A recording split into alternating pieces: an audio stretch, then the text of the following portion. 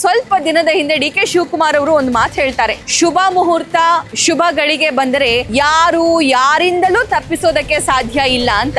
ಶುಭ ಗಳಿಗೆ ಬರ್ಬೇಕಾದ್ರೆ ಯಾರು ತರಲಿಕ್ಕೆ ಸಾಧ್ಯ ಇಲ್ಲ.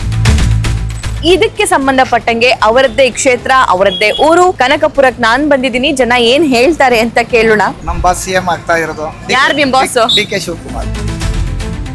ನಮ್ ಕನಕಪುರದವ್ರು ಸಿಎಂ ಆಗ್ತಾರಲ್ಲ ಅಂತ ಖುಷಿ ಆಗುತ್ತೆ. ದೇವರು ಅವರ ಪ್ರಾರ್ಥನೆಗಳನ್ನ ಕೇಳಿದಾನೆ, ದೇವರು ಖಂಡಿತವಾಗಿ ಅವರು ಸಿಎಂ ಆಗ್ತಾರೆ. ಅವ್ರಾಗಿರೋದನ್ನು ಖುಷಿ ಇದೆ. ನಮ್ಮ ಸಾಹೇಬ್ರು ಸಿಎಂ ಆಗ್ತಾ ಇದಾರೆ, ಹೌದಾ? ಅದೇ ದೊಡ್ಡ ಖುಷಿ. ಅವ್ರು ಒಳ್ಳೆ ಮನಸ್ಸು. ಸಿಎಂ ಆಗ್ತಾರಂತವ್ರು ಆದ್ರೆ ನಮ್ಗೆ ದೇವರು ಹೊರ ಕೊಟ್ಟಂಗೆ ಖುಷಿನಾ? ಖುಷಿ, ತುಂಬಾ ಖುಷಿ. ಪ್ರತಿಯೊಂದು ಮನೆಗೂ ಬರ್ತಾರೆ. ಹೌದಾ? ಏನೇ ಒಂದು ಫಂಕ್ಷನ್ ಮಾಡಿದ್ರು, ಕರೆದ್ರು, ಸತ್ತೋದ್ರು, ಏನೇ ಇದ್ದಿದ್ರು ಬಂದೈತೆ. ಮೆಡಿಕಲ್ ಕಾಲೇಜ್ ಆಲ್ರೆಡಿ ಬಿಜೆಪಿ ಸರ್ಕಾರ ಇದ್ದಾಗ ಬೇರೆ ಕಡೆ ಹೊರಟೋಗಿತ್ತು, ಮತ್ತೆ ಅವ್ರು ತಂದು ಇಲ್ಲೇ ಮಾಡಿದ್ದಾರೆ.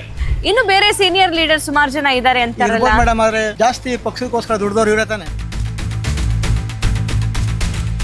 ಆಮೇಲೆ ಸುರೇಶ್ ಅವರು ಹೇಳ್ತಿದ್ರು, ನನ್ನ ಲೈಫಲ್ಲಿ ಒಂದೇ ಆಸೆ ಇದೆ, ನಮ್ಮ ಅಣ್ಣ ಸಿಎಂ ಆಗಿ ನೋಡ್ಬೇಕು ನಾನು ಅಂತ. ಹೌದು, ದೇವರು ಎಲ್ಲ ಈಡೇರಿಸ್ತಾ ಇದ್ದಾರೆ ಅವ್ರು ಅನ್ಕೊಂಡಂಗೆ.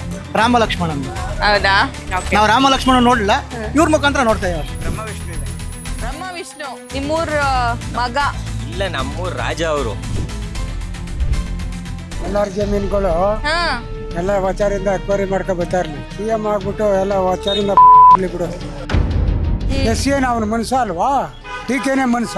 ಅವನ್ ಗೌಡ, ಅವನಿಗೆ ಕೊಡ್ಬೇಕಾ? ಹಿಂದುಳಿದ ಕ್ಯಾಸ್ಟ್ ಕೊಟ್ಟಿದ್ರೆ ಎಷ್ಟು ಮರ್ಯಾದೆ ಇತ್ತು. ಕರ್ಗೆ ಕೊಟ್ಟಿದ್ದಾರ? ಕರ್ಗೆ ಕೊಡ್ಲಿಲ್ಲ. ಹಿಂದುಳಿದು ಕುಣ್ಸವ್ರೆ ಅವ್ರಿಗೆ ಯಾವ್ದೋ ಒಂದು ಸೀಟ್ ಕೊಟ್ಬಿಟ್ಟು. ಮನೆ ಆಳ ಇನ್ನ ಸೀಟಿನ ಕುಂತ್ಕಂದ್ರೆ ಎಲ್ಲ ಕುಡ್ಸ್ಬಿಡ್ತಾನೆ.